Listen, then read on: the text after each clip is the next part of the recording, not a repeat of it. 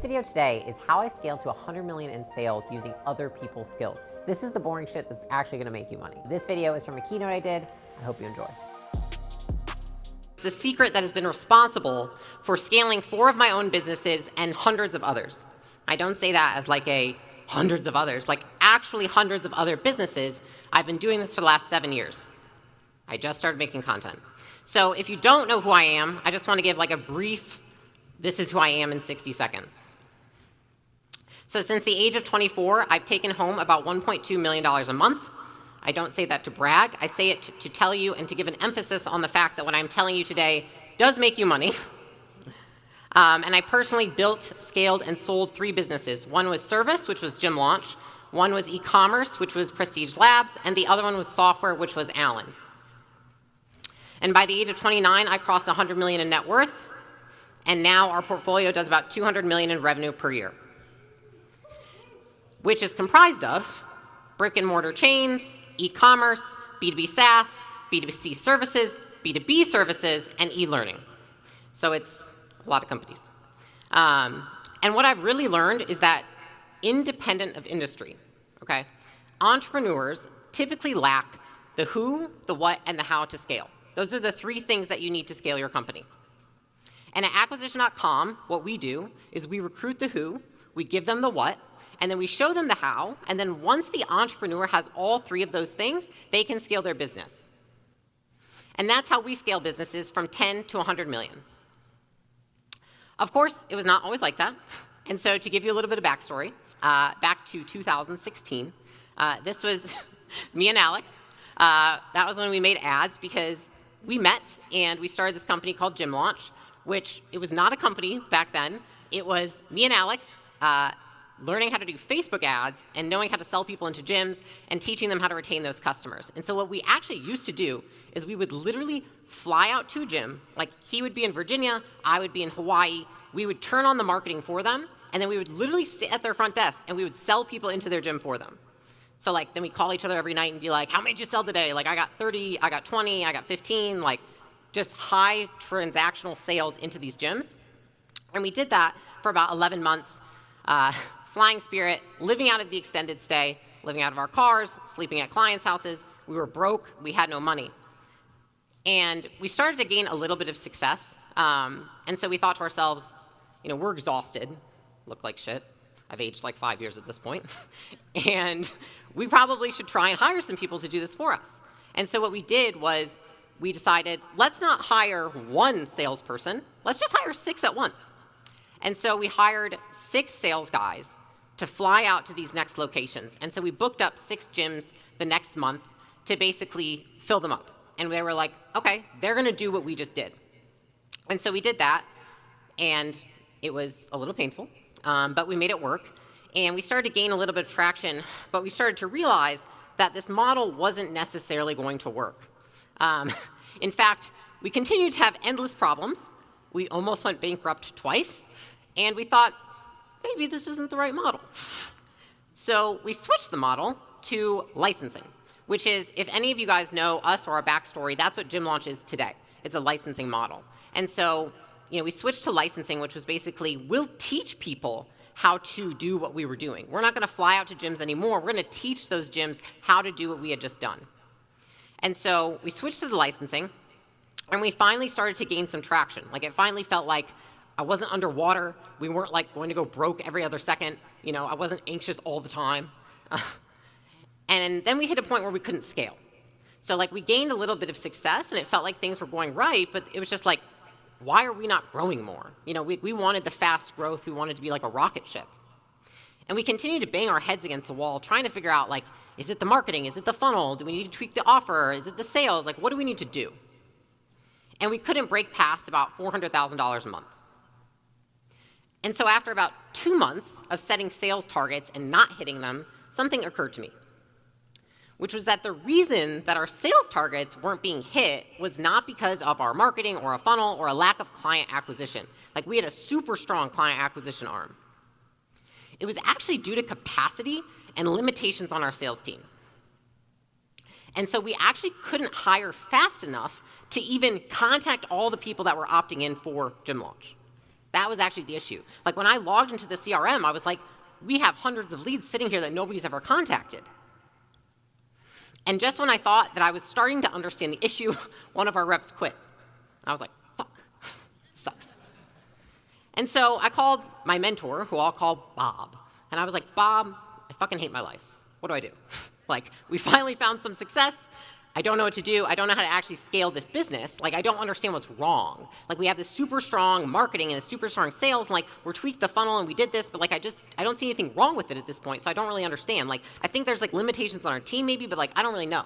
Mind you, at this point, I'm 24 years old. I've never built a business before. I've never managed a single person in my life. I have no idea what the hell I'm doing. So Bob was like, well, what's your talent acquisition funnel look like, Layla? And I was like, the fuck is that? You know, like, anyone heard of that? I had not at that point. I was like, I don't even know what that word barely means. And so he explained, Layla, the talent acquisition funnel is the mirror to every business. If you want to keep clients coming in the front door, then your talent needs to continue to come in the back door. And so the reason that we couldn't scale was not due to lack of client acquisition, it was actually due to lack of talent acquisition. And so what I want to explain is that you are all familiar with this. Okay, everybody pretty much, I would assume, maybe, I don't know, gets this. Lead generation, lead nurture, and sales. Do you guys get that? Is that familiar? It's simple enough, right? That's a funnel that most people use to acquire clients, right? That's the simplest way I could put it. But what about talent acquisition? Who talks about that? Talent acquisition. If you think about a lead, you can think about application generation. If you think about lead nurture, you can think about application nurture. And if you think about sales, you can replace that with interviewing. And that was really the light bulb moment for me, is when I put those two funnels side by side and I was like, oh, this is how you grow a business. So as soon as we paired talent acquisition with client acquisition, that is when we were able to scale from $400,000 a month to $4 million per month. It was not, guys, we did not even change our funnel. When we were doing $4 million a month, it was the same funnel, the same sales process that it was when we were doing $400,000 a month. All we did was add in this second funnel. And then we lived happily ever after. Obviously not. It was pretty good though. But we did realize that talent acquisition was going to break us through that barrier, and that was what we needed at that point in time. And we really realized that we were, just like they say, one funnel away. I just like to spin this out. I'm like, we're actually one hire away from all the growth you want, from all the leverage you need, from all the sanity that you typically think you've lost when you start your business, and all the lessons that we don't all have time to learn for ourselves. And so here's a thought experiment for you guys, is if someone could come in today and do everything you do in your business, and you wouldn't have to do anything, and your business would grow the exact same amount, why are you necessary? The answer is that you're not. Your job is to find the people that can do those things for you. And for a lot of people, they'll just never get that. And they're going to continue to spin their wheels over and over and over again. Why is it that I work so hard and I don't know why my company's not growing? Well, duh, because it's not you that needs to work so hard. You need to have an entire army of people who work hard. And so your number one job as a leader is to find the people to help you build your business. This is how you get to 100 million. It's not the fucking funnel. It is this funnel. And so after all, if you wanted to win the Super Bowl, you're not going to say, I'm going to go win the Super Bowl alone. Like me, Layla, is going to walk on the field in front of like another team of 30 people, right? I would never do that. I would need offense, defense, special teams, coaches, trainers. In other words, you need marketing, you need sales, you need product, you need customer success, you need finance, HR, IT. You need a team. And so only us entrepreneurs are really crazy enough to think that we can do this alone. After all, Steve Jobs was not the one who built the iPhone. Steve built the team that built the iPhone. And so I know you're probably thinking, well, that's great, Layla, for you and Steve. But what about me? Like, what the fuck do I do? What is this funnel, right? And that's what we're going to talk about in our short amount of time we have here today. To get repeatable outcomes, we use a repeatable process. At acquisition.com, we call this the value acceleration method, the VAM. This is like our proprietary process that we use to teach people how to scale their businesses. And these are real metrics of the businesses in the portfolios that have implemented the VAM. Impressive metrics. This is the first year and 2 years of portfolio companies working with us. I took the first 6 that have been there the longest, about 2 years. That's actually their profit growth, 2.6x, 2.8x, 9.8x. That one was a good one. And so our average stats for the first year are that we 1.8x revenue and we 3.8x, 3x profit. Whereas the second year, it's about 2.3x in revenue and 4.7x profit. So I'd say that it works pretty well. Maybe? Interesting? Yeah, I don't know. I can just walk off stage. So, okay, what I want to explain is that the VAM comes down to 3 things, right? It's the who, it's the what, and it's the how. Today, we only have time to talk about one of them, so we're going to talk about the who. So let's dive in. All right, if you can acquire customers, you can acquire talent. I know. And there are 3 key activities that are in the talent acquisition funnel. I showed these earlier. There's application generation, there's applicant nurture, and then there's the interview process. So first, we're going to start with applicant generation. And if you guys are note takers, this is when I would start taking notes, because I am trying to give you the tactics of how you can actually scale your business. I'm not trying to give you fluff up here. So lead gen, getting people to want to work for you, right? That's what I would consider it to be. Is if you can market and find customers, then you can market and recruit talent.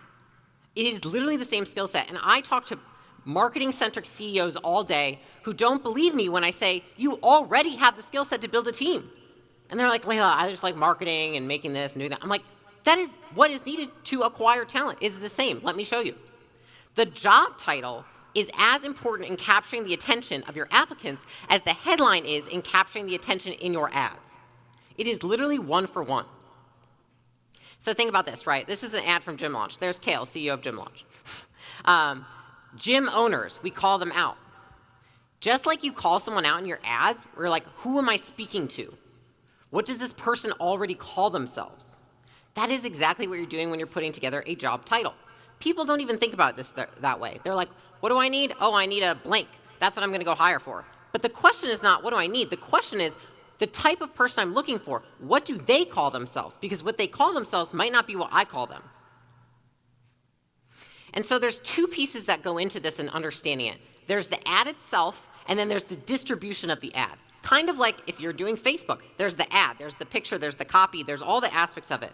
And then there's where you're going to distribute it, right? Which is like optimizing it, where are you placing it, all that stuff. The same goes for recruiting when it comes to lead generation. So for the ad, this is what most people do. 1, they do not relate it to marketing, so they don't think about it in marketing terms at all. The first thing you have to understand is this is marketing. Big companies market to get employees, not just customers. And so most people, what they do is they make it extremely vague, and they forget the audience that they're talking to. Oftentimes, I'll see people that are trying to recruit, for example, an executive level person, because maybe you're a small company, you're growing, you're like, I need some help. And I read the ad, and I was like, that sounds like something that would be on Craigslist. Like, it's kind of scammy, right? So you have to understand the audience you're talking to is the first piece. The second piece is that people always include abbreviations because they're not paying attention. They use insider language and idioms that nobody else can understand, and then they include way too many words because they're not being concise. And so here's what we do, and I'll give you some examples. The first one is that you have to be incredibly specific. There are so many specificity, I can't even say the word, around jobs that you really have to understand and target in to who you're talking to. The second is that you want to spell it out, because a lot of people use abbreviations, and I'm telling you, like, this is a small thing, but if you use any abbreviations across a platform, you're going to get down-regulated. Indeed, LinkedIn, Monster, Glassdoor, literally all of them. The third is that you have to speak from a place of assuming nobody knows you and has any idea what the fuck your job is talking about. Because most people that are going to read a thing, then you're going to get on with them, and they're like, wait, I said customer service, and you worked at a gas station. What? That's what happens all the time. And then the last piece is that you want to cut the fat, and you want to make sure that you're not using excess terms, and you're actually getting straight to the point. So I'll give you some actual examples of how I've seen this in our portfolio companies, because they haven't been able to acquire talent for these exact reasons. First, So one example was somebody was looking for an analyst. They could not get anybody. Every time they got on the phone with somebody, it was like some dude that just graduated college or even high school, or someone that was just doing an internship. And he was like, I just can't get an analyst. And I was like, that's because it's a senior financial analyst. Be specific. The moment, I'm not kidding you, literally the next day, he got 50 applications, and out of 50, about 20 of them were qualified. The actual ratio typically would be that 5 out of 50 would be qualified. This time there were 20 because he was so specific in what he needed. So when you're titling jobs, what you have to understand, it's the same as the headline in an ad. You need to be so specific in calling out the avatar. The second one, simply said, don't abbreviate. Senior customer success manager, like abbreviating senior and manager, again, you're down-regulating yourself on all the platforms, and they're not going to show you, they're not going to give you as much distribution, and they're not going to show you to all the different eyeballs. Third is using insider language. So this is actually a real example. I have a portfolio company that said, hey, Layla, we want to hire for a student happiness lead. And I was like, the fuck is a student happiness lead? And they were like, oh, it's this, I mean, it's amazing. Like, they just do all this stuff for our customers, and like, they're like making sure the customers are happy, and like measuring KPIs, and like that they use the product, and like getting them to consume it. And I was like, yeah, that's a head of customer success. And they're like, well, we don't say customer. And I was like, nobody that is looking for a job is going to have any idea what the fuck a student happiness lead is. And they were like, because they couldn't fill this role for like 3 weeks. And I was like, let's just change it. Just try it. I'll pay for it for all I care. Literally, again, the moment that they changed it, they got the guy within a week, and he is still there today crushing it. Customer support representative, customer support rock star. Again, I think what I would say here is don't be cute. So back when I started Gym Launch in 2016, when I was running it and I was recruiting, using the words like rock star and superstar, it was actually like really helpful. Like, I got more people to apply. People thought it was cool. They were like, I love that you're like so pro-employee. Now people look at it and they're just like, that's disgusting, it's scammy, it's gross. The platforms all down-regulate you now. So even if you think it's cool, Glassdoor, LinkedIn, Indeed, Monster, they don't think it's cool anymore. So don't use those kind of terms when you're recruiting for people. And lastly is, this one I see a lot, is that everyone likes to put how much someone's going to make in the title. 100K minimum base for a sales rep. This is the most common one I see. Again, I don't know if like anyone knows this. I have people that worked at LinkedIn that I talk to. You're going to get down-regulated. And sometimes they're going to ban your account forever. So when you're advertising to acquire people, you can't put that in the title. And not long ago, I was reminded of this myself because I was looking for what I called a customer success executive for acquisition.com. And I put it out there, and I was like, I need this person, like, this is what they're going to do, blah, blah, blah. And I was super excited. I put it out, and I was like, you know, we have more brand now, and we have all this. Like, I'm definitely going to get someone who's super qualified. And I put it out there, and I got jack shit. It's like the people I did get, I was like, worked at Verizon. I was like, what the hell? I'm just, like, sitting there pissed off. And I'm like, okay, I need to use my own methodology to think this through. And so I realized that nobody that wants to work at a PE firm has ever and ever will call themselves a customer success executive. Has anyone here heard of someone that works at a PE firm called a customer success executive? No. I felt like such an idiot, but I did it myself. So then I did some research and I realized it was actually called a portfolio operating partner. And as soon as I did that and I changed the title, I got inundated with applications and I filled the role immediately. And so the bottom line when it comes to generating interest to work for you is that you need to understand who you're talking to. Just like if you were advertising, you could probably, some of you who are really good at marketing, you could look at someone's funnel and be like, dude, it's so clear you don't know who you're talking to. It is the same when you're trying to get people to work for you. If you don't know who you're talking to, the right person will never come to you. And so that is what the ad looks like, right? Those are the components of it. But what about the distribution of the ad? Where do you get the eyeballs? So here's what most people do. Most people ask their network. I would say that 95% of businesses that are doing below $2 million a year that I talk to, when I say how do you acquire people to work for you, and maybe even below $3 million a year, they just say, I reach out to my network. Okay? Here's why that doesn't work and is not a good idea. By the way, I've done this myself, so I can tell you firsthand. Is that one, you're going to exhaust this quickly. It's not like you can actually continue to ask your network over and over and over again. And the good sources are going to get annoyed that you do.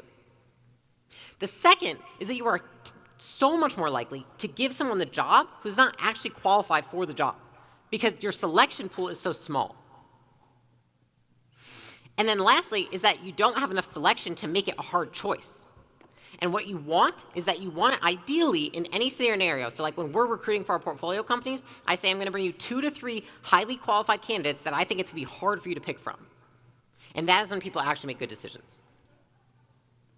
And so just like you wouldn't rely on your network to get you clients, why would you rely on your network to get you employees? Something I just want to hammer home. And so here's what we actually do instead. There's 6 ways, 6, not 5, to get new employees.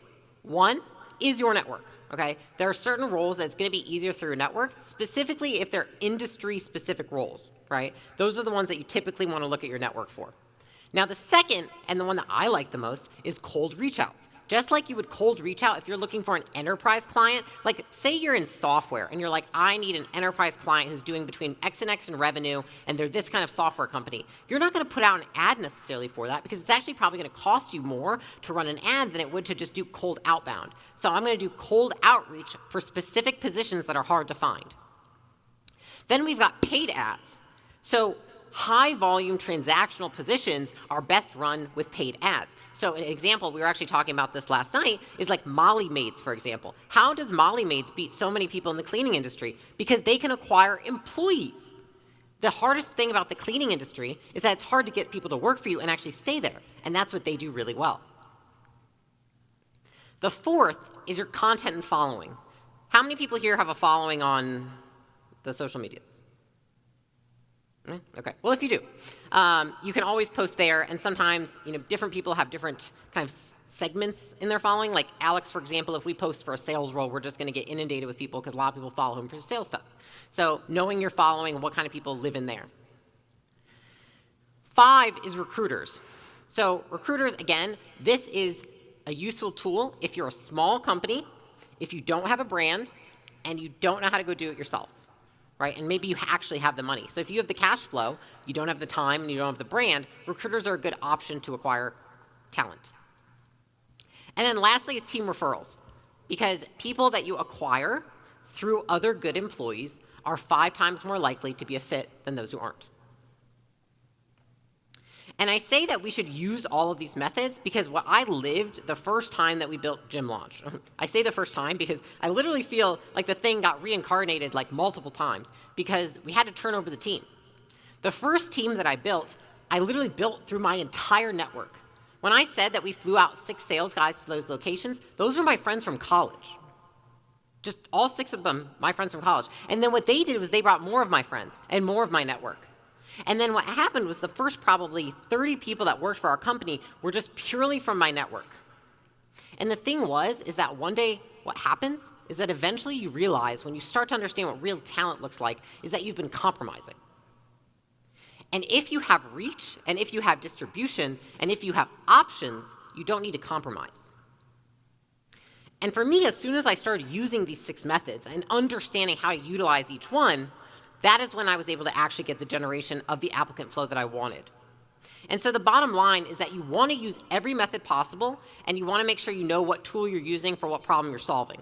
And so you want to make sure that you cast the wide net and create endless options. The reason that people don't have good teams is not because they don't necessarily know what good looks like, it's also because they don't have the options. If you had 2,000 people apply for a job, do you think you would have somebody better in that position than you do now? Probably. Endless options is what you want. And so those are the 2 pieces to application generation. We've got the ad and we've got the distribution. Okay? If you do those 2 things together, you're going to get a shit ton of qualified applicants. So the second piece that goes to this is applicant nurture. Okay? That is essentially getting them bought in before they buy. Interesting stat, which is that 68% of candidates state that the hiring experience has the largest influence on whether or not they take the job. The average hiring process takes 23 days. The top candidates find a job in 8. So speed is king during this process. I can't tell you how many times helping our portfolio companies recruit, before they really get this, we lose candidates because they say, oh, it's Friday, Monday I have so many meetings, let's wait till Tuesday to I'm like, they're going to be fucking gone, dude. Happens all the time. And most people tend to believe that the experience is actually the interview itself. But that's like saying that the sales process is the sales call itself. So there's actually two frameworks around the nurture process and the experience for the candidate. There's sorting and there's communication. So once you're able to generate demand for talent, the first thing you want to do is sort, right? And this is what most people do, is they don't actually read the resumes, because that would be boring and take a lot of time. They don't actually look at the past experience and make sure the person's worked there, because, again, that would be very boring and take a lot of time. They don't read how long someone's been at different jobs, because, again, reading. And they disregard people who job hop around because they rationalize why that person would do that in their own mind. They're like, maybe they're entrepreneurial like me. Well, then probably don't have them work for you, right? They ignore the lack of progression, and they ignore the obvious red flags. We're always justifying, because typically when you're looking for someone, you're in so much pain that you don't want to pay attention to this shit. I know, because I've done it. And so here's what we do now. One, we read every resume thoroughly. I hate it, but I still do it. The second is that we're going to take out anybody who has unmatched experience, who job hops, who's never moved up, who hasn't done the job in a long time in a place similar to ours. Okay? You have to be picky. And it's funny because a lot of people are like, oh, Layla, I can't do this anymore. Like, I've been looking for 4 weeks. I'm like, 4 weeks? It took me 5 months just now to find my director of people. But now she's perfect. She's the exact fit I need. This could take months, and that's okay. Because it costs you more to do it the other way, to hire the wrong person and have to fill it over and over again until eventually you do find the right person, because eventually you take my advice and wait and find someone who's a good fit. And so what's left when you do this is you have people with perfect experience who have grown in their role, who've stayed at their jobs for a long time, who don't job hop, and who are focused in really just one line of work. And how likely do you think it is that you could find a winner at that point? Maybe? No, fuck it. Very. And so just so you guys understand, because when I'm telling you this, this is a volume game. For every 100 applications that I get, only 2 to 3 of them even get past the screening phase. If I get 100 applications, I screen typically 7 to 9, and then maybe 2 to 3 get past it. Typically, I spend maybe $2,000 on any given role at any point in time. And that's not an executive level role. And that's in terms of how much I'm spending, putting behind it, trying to get applications. And so you have to understand, again, this is a volume game. You want to create endless options, and if you don't do that and you're like, I'm just going to put something out, and just get a few, or we have 10 people to choose from, that's not it. You want hundreds, maybe even thousands to choose from, depending on what kind of role it is. And so what that leads us to is, now that you understand the volume game and sorting those things, is how do we get in touch with them? Communication. Here's what most people do. Somebody applies for this role, or you're creating the communication cadence around what you do once someone applies. And these are the thoughts that we think to ourselves. We think, if they really want this job, they're going to do these 27 steps I'm putting in place here. You're like, I'm going to make it fucking harder for them. Yeah, I'm only going to get the good ones, right? Then you're like, oh my God, I emailed them and they didn't email me back. Fuck them, right? Piece of shit. And you're like, I don't need to follow up. They should want this job, right? They should already know who I am, right?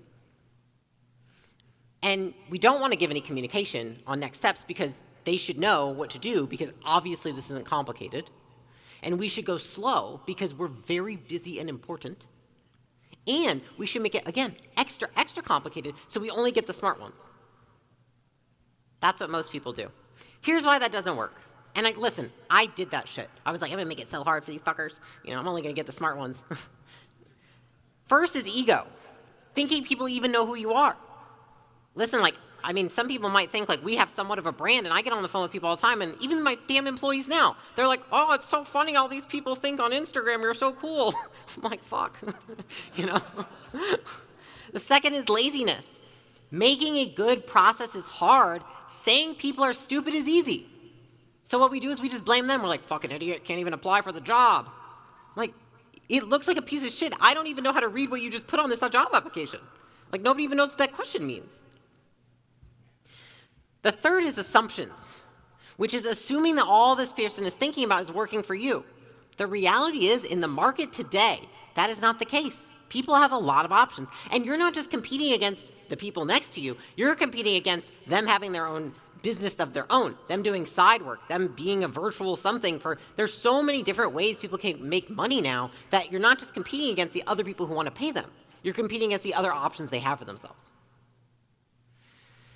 And then lastly is, again, distortion, which is assuming they don't have other options. And here's the thing, if somebody doesn't have other options, I wouldn't fucking hire them. Probably means they suck. And so here's what you want to do. It is not just a customer experience in your business, there's a candidate experience in your business. And the candidate experience really is comprised of these 4 things. The first is speed. Write this down. Same day, next day. Would you let a lead sit in your funnel for more than 24 hours? If you went in your CRM right now and you looked and your sales guy hadn't followed up with the lead and that lead came in 24 hours ago, how would you feel? You'd be fucking pissed, right? Be like, what the hell, go work that lead. Yet, for some reason, people put up ads, they do posting, they do all this work to get job applicants, and then when they get people in, they're like, yeah, I'm going to go check that on Friday. I'm like, what the fuck? I'm like, these are hot leads. Like, these are hot leads. Same day, next day. The second is volume. It's understanding. On average right now, acquisition.com, to fill any role that is management level and above, gets over 500 applications for that role. That is how we are so picky. Minimum of 500. So just think on that level. If you had 500 people to choose from, what would that look like? And what do you need to do to generate that 500? It's not always easy. Sometimes you have to use all 6 methods. The third is personalizing your messaging. So again, if we're thinking about a really high-ticket client that we're trying to attract or we're trying to sell, are you going to send them an automated text message to ask them if they want to get on a phone call? If that client's worth, say, $200,000 a year, is that what you're going to do? Is that how you're going to treat them? No. You're going to be like, sales dude, make a fucking custom video, something. They didn't respond? Cool. Find them on LinkedIn, Glassdoor. Like, find them on all the platforms, hit them up, hunt them down. You have to do the same with talent. So, like, people will tell me, they're like, well, Layla didn't respond to my email. I'm like, motherfucker, go message them on LinkedIn. Go find them on Facebook. Fucking find their number on somewhere. People find mine all the time, right? There's so many ways that you can get a hold of people. And that brings me to omnichannel, which again is just getting a hold of people on all the platforms that they live on. Showing someone, especially guys, if you're a small business, if you're doing less than $3 million per year, you're lucky to get top talent to work for you. And I hate fucking saying that, but I work with businesses of that size all the time. It is hard to get talent to work there. They have big corporations they could work for that are going to give them $6,000 a year to go work out at a gym. They have so many things that are offered in different places that when we're small and we're trying to get talent, we have to follow up like we mean it. And so that is the communication side. We've got sorting and we've got communication, right? So if you get a hold of the best candidates fast, using the 2 of those pieces. So here's what actually happened when we did this with one of our companies. Okay, this is a true, real case study. So we had a business, it was a course business, and it was on decline when they came to us. Their revenue was down about like 60%. It's a lot. I was kind of nervous. It was at like 1.8 a month when we started. Everything was on fire. Like I looked inside and I was like, I have a headache and I feel sick to my stomach, right? But we knew that there were 5 very key missing roles to that business. It was a CFO, it was a CS lead, it was a tech lead, it was a COO, and it was a VP of sales. We're like, okay, if we can get those people and we can implement this process in there, we can fix this business because they can't do it alone. Over the next 6 months, we kicked off recruiting process for all of those 5 roles. We were like, we're going to fill them immediately. Filled the slots within 6 months. The CEO felt immense relief because he used to feel like everything was on his shoulders. He was in constant pain. Like he was like, I want to close my business. I hate this, blah, blah. They are now at $12 million per month, 18 months later. This shit works. When you're not in pain all the time and you can actually grow your business because you have help. And honestly, not everyone's going to explode like him, but even if you got like a 1/10 of the explosion, I think that would be kind of cool. So that is applicant nurture, which brings us to the last piece, which is the interview process, aka sales. right? Which is selling them on the vision of the company and the impact of the role. It sounds so cheesy when I say it out loud, but that's what it is. So just like you sell customers on life after they purchase your product, you also sell employees on life after they take a job with your company. Okay, so as you level up in your company and as you level up in your tenure, you don't stop selling, you change who you sell to. People say to me all the time, they're like, oh, don't you, you have a background in sales, so how's that help with building a company? I'm like, if only you knew. It's like, you never stop selling when you have a company. And so who here has sold a client, but you didn't sell them well, and so they remained like a really shitty client for the rest of the time that they were with you? Anybody? That one's always grumping, you're like, fuck, we didn't sell them right? That's exactly what you get if you don't properly sell an employee. And so the question is, what does the ideal sale of an employee look like? There's two sides to this. There's the process, and then there's what comes out of your mouth. So here's the process. Here's what most people do, and it's why they can't hire the right people. One is they overestimate their ability to judge character. Something that I say all the time is I'm like, everyone thinks they're a really good judge of character until they've got to hire somebody. Because then you realize you're like, fucking blow. It sucks. Right? We all make mistakes, and we're all biased. And that's why it's really tough to go like 100% and always hire the right people. The second is that most people only conduct 1 to 2 interviews. That's okay for certain roles that are high transactional roles that you're, say, filling and turning all the time. But for majority of people building their core team, doing 1 to 2 interviews doesn't make sense. You're not mitigating your risk. The third is that they typically only utilize one person to make the decision. So I think as founders, as CEOs, as entrepreneurs, typically we feel like it's all on us. I have to make the decision by myself. Why couldn't you bring other people from the team in, even if they're their peers? More people making a decision, there's been tons of studies done on this, are going to lead to better hiring decisions, the more people that talk to the candidate. The fourth is that a lot of times we delegate this, because we're busy, to somebody who doesn't even understand the role. And so by default, they hire the wrong person. Which leads to number 5, is that most people think it is a waste of their time to be the one hiring. They're like, Layla, I'm fucking generating us deals right now. I don't have time to hire these people. I'm like, okay, good luck. 100 million. Here's why that doesn't work. One is that there's a reason the top companies have robust interview selection processes. In fact, the top 26% of companies claim themselves to have world-class talent acquisition processes. That is contained as one of their strengths. This is a paper done by McKinsey. The second is that companies that are reactive and fragmented with hiring are in the bottom 14% of company performance. I don't think that's a coincidence. The third is that 63% of candidates reject a job due to lack of information during the hiring process. I see this all the time, unfortunately. And then last is 85%. I checked this like multiple times. 85% of people lie on their resumes. I've had that happen to me so many times. It makes me feel sick. And so here's what we do to mitigate risk and make sure that we get the best candidates in once we've selected them. There's really a 5-step process, and I'll go into more detail. The first is the screening. So just like, I like to explain this. Would you ask a sales rep to book somebody on their calendar for an hour or 90 minutes without screening them? No. So then why would you book an interview without screening them and make sure they're not a fucking crazy person? I wouldn't. Screening. Second, expectations and culture. I like to call this a want match, which is like what I want and what you want, same thing. Which is like, probably like on a first date. If you're like, hey, do you want kids? And he's like, hell no. And you're like, okay, I guess we can go now.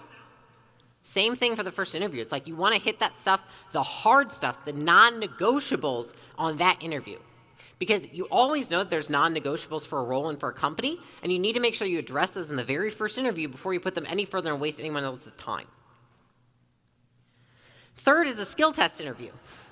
People miss this one all the time because they think, Layla, how do I test skills for this role? It's so hard. It is not that hard. Let's think of a problem that occurred last quarter with somebody that would have been in this role would have solved. How would you solve that problem? Fourth, and typically the final, is an alignment interview. So I typically conduct this interview if we're like a smaller team. If it's a bigger team, it might be like the VP of whatever department. An alignment interview is aligning. What's your career path? What is the career path available in this company? Do they align? Because I always want to make sure if somebody comes into our company or into one of our portfolio companies that they understand what the growth looks like. And a lot of people end up churning because what they thought that they were going to end up doing isn't what they're doing a year later, and so then they dip. And lastly, if you're big enough, and if you're not, it's irrelevant, there's a CEO interview, which is meeting with essentially the key stakeholder. And so after implementing this process in my last company, this was the stats that we got, which is one, we doubled our acceptance rate. Probably because they had more information. They felt like they knew multiple people in the company. They felt like they had more information about the job. 50% turnover reduction. That's a lot of money saved. And then 100% time to productivity increase. Time to productivity is basically the time it takes to get someone productive in the role so they're actually taking it over. This saves money. More money good, as Zach says, if you're watching this, Zach. And so the bottom line is that it costs you more money not to do this than to actually do it. The thing is that in the short term, not doing this feels like it's saving you money and time. But I can tell you that in the long term, it is costing you money and adding so much time to how long it's going to take to grow your company.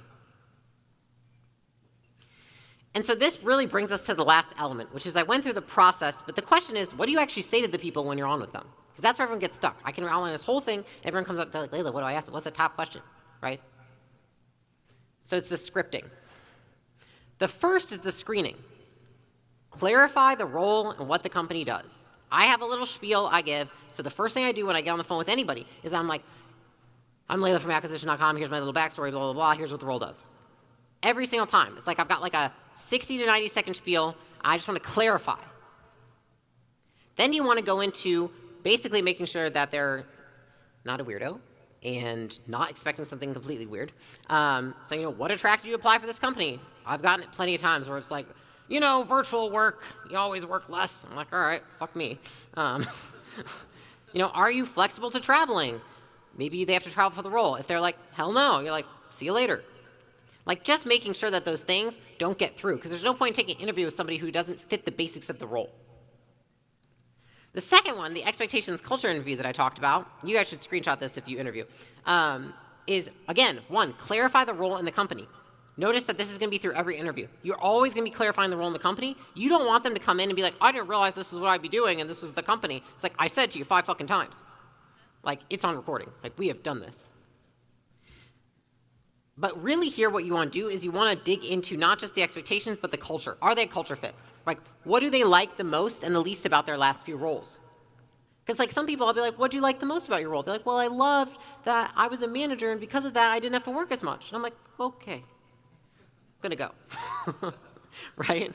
What's your ideal day look like? They're like, I feel like 3 hours is my optimum working time. I'm like, I'm just going to kill myself. I'm like, probably not a culture fit. We're all working 15 hours a day, right? So you just want to make sure if somebody's not a culture fit and they don't meet your expectations, that you're not moving them on. And if you move them on, this is to the skill test, which the skill test I actually think is the easiest interview, which is literally this is what you're going to do. You're going to think, okay, what is this role doing? What are the problems that I had last quarter or in the last 6 months that if this person was there, they would have been the one solving? Bring those like scenarios to the interview and say, how would you do this? Here's the problem. What would you do? Right? So it could be something like, you're hiring a IT integrator. I don't know. Head of IT integrations. I don't know. Some shit like that. Some tech role, right? And so you're like, hey, every time someone opts in for something, we actually get 5 duplications of it in our CRM. How are you going to fix it? That was a real life one that I actually did on an interview. And there was like 3 people that just went, and I was like, all right, fuck. I guess I need to find somebody else. Until I found the person that was actually able to fix the problem. And if they can solve the problem in the skill test interview, most likely they can do it when they come in. That's my favorite interview. And then there's the alignment interview, right? Which is understanding a couple of things. One, I like to understand. I'm like, what kind of compensation do people like? Does it excite them?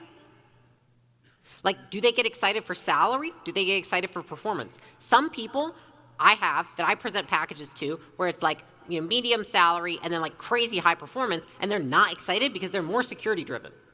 I can easily take some of that performance and put it to their base. And then understanding, what's their interpretation of work from home? That's a big one. You'd be surprised how many people, I'm sure a lot of you just do work from home and you're remote, you don't have offices. The amount of people that work from home is so different for, that's such an important question to ask. And then discussing benefits, going over their onboarding plan, all the other boring shit. And if you're big enough, including a CEO interview, which is essentially the top person in the company is also going to interview them and basically paint the vision of the company for them, edify the role, edify the position, explain the career path. And so the bottom line that I hope you're getting from this is that you want to have a script and an objective for each interview. When you say the right things and have a clear objective, you push the wrong people out and you're going to pull the right people in. And if you script and choreograph a sales process to acquire clients, then you can script and choreograph an interview process to acquire talent. Think about the same thing. You don't send a sales guy, he comes in, he's never trained before, you put him on a call with no script. Nobody does that.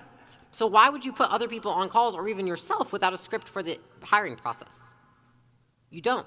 There has to be an objective. There's a purpose. There needs to be an outcome. So I really love this quote, Mark Cuban. Learn to sell in business you're always selling. Prospects, investors, employees. To be the best salesperson, you have to put yourself in the shoes of the person you're selling to, and you don't sell their product, you solve their problems. How does your company solve someone's problem? What is their problem? Is it that they're not fulfilled? Is it that they don't have enough money? What is it? Do you even know? Why do they work for you? And so here's what happened when we did this with a niche certification company. So there was a niche certification business, and it was stuck at about $400,000 a month. And so it was a really charismatic leader, like typical genius with 1,000 helpers, super marketing charismatic-y, really controlling, holding on tight, genius with 1,000 hand type business. He was frustrated because everything was always breaking, and he was always having to do everything himself. Kind of one of those, like, if you want everything done, just do it yourself because you do it right, nobody else does. And what we found was that he had his best friend that was an operator who'd been there from the beginning. Again, he got that person from his network. No one had ever scaled a company past $400,000 a month, including his operator. I said, dude, that's the problem. And so we kicked out the old operator. We kicked off a recruiting process. We brought in an entire leadership team, found a new operator, gave the what and the how, and he scaled to $1.2 million a month within 6 months. He's still cranking. Simple stuff. We literally, again, I just want to say this again, didn't change his funnel, didn't change his sales, nothing. Changed the people. And so that is the interview process, and that is why it's so impactful. And so what we covered today was why talent acquisition is really the missing funnel in your business and how pretty much every problem you have can be solved by finding the right person. How to attract the right applicants using the right ads and the 6 ways to get new talent. How to nurture the right applicants by using the right sorting and decision process. And how to sell the right people in the interview process using the 5-step interview process and scripting objective. So a quick reminder of why this shit works. Schmidt? More money. This is the boring shit that's going to make you money. This is going to make you more money than any tactic ever will. But like most of the time what people do is they get so distracted. They're like, I need to do this new funnel, this new marketing campaign. I need a new offer. I need all this new shit. I'm like, maybe you need a team because the fact that you're the only one thinking about this, about your business, is frightening. Of course it's not growing. There's one brain growing it. You need 10 brains growing it. You don't build the business, you build people, and the people build the business. I have never been good at any one thing. The only thing that I am good at, and my team's here, as we say this all the time, is picking the right people. If I could translate one thing to you guys to help you be more successful, that would be that. And this presentation was my best attempt. So if you want to learn more about how we grow companies for free, you can go to acquisition.com. You can also search Layla Hormozi on whatever platform you use. I'm supposed to check the time. Do I have 5 minutes? Yes. Okay. So I was thinking about this presentation, and I was like, man, like I'm really racking my brain over it because like I try so hard to try and make this shit sexy. And, like I'm not super, like I don't focus on marketing. I don't even look at my shit after I put it out. I don't think about influencer branding, nothing. I just build the company. But I was like, how can I get this across? So here's what I have noticed, is that most people, when I talk about this stuff, literally never go and do it. The people who do, that we have coached, we have trained, and we have in our many businesses, are always the top performers. The ones who get both sides. They get both Alex and me. If you just have one or the other, you're never going to scale. And so the reason that I know a lot of people won't is because I struggle to get our own CEOs to do this stuff. That's why I have all the stories and I can recall so many things, because I literally live it every day. Today I had somebody do something. I was like, fuck, before my damn presentation, please come watch this. Because the thing is the reason why most people don't do this is because it's easier for you to continue to do the work yourself than to find other people to help. Because typically this is how it is that to start a business, you have to put all the work into it, all the time, all the effort, and it's like blood, sweat, and tears. And so you train yourself to work really fucking hard. But you don't train yourself to create any leverage. You don't train yourself how to work other people very hard. Because how could they get as good as you if you don't give them the same experiences, if you don't put them in the same conditions? And so why is it that most CEOs never actually create leverage? They refuse to give up control. I see this time and time again. And I know because I know what it feels like. Because the moment that I not only had to ascend multiple times in my business, but then had to not even be CEO anymore, had to step back and just be founder and sell my business, that was the hardest step for me. And what we typically do, and what I try not to do, is we believe the lies our brain tells us to keep us safe from these like imaginary threats. It's like, those threats sound like, what if I hire them and they're actually worse than me and they crumble my whole business, right? It's like, what if I hire them and then we actually make less money because they blow so bad and we can't afford them? What if I hire them and my current team hates them and then they hate me by default? What if I hire them and they see I'm not as smart as I seem? Probably not. What if I hire them and they steal from me? That will happen.